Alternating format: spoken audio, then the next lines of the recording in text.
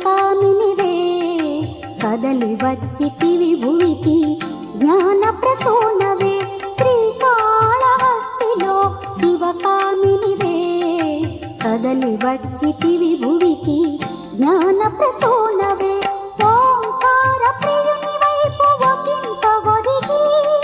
చెవియొక్కి మంత్రాక్షరి శ్రవణించినావే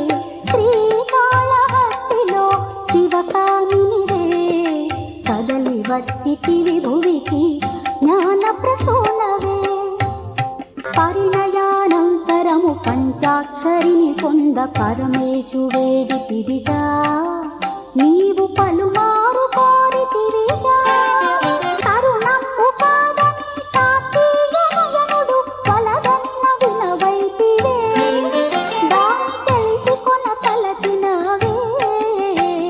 పరమగోప్యము దివ్య పంచాక్షరిని శివుడు ఉపదేశమునరించెను తాను ఉపదేష్టగా నిలిచెను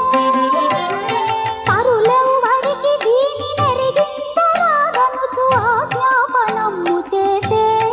మంత్రము అతి రహస్యమని నుడివే అతి మాట నొల్లక పరిచారికల తీవు వెల్లడించితివి తల్లి తేట తెల్ల పరచితివి మళ్ళీ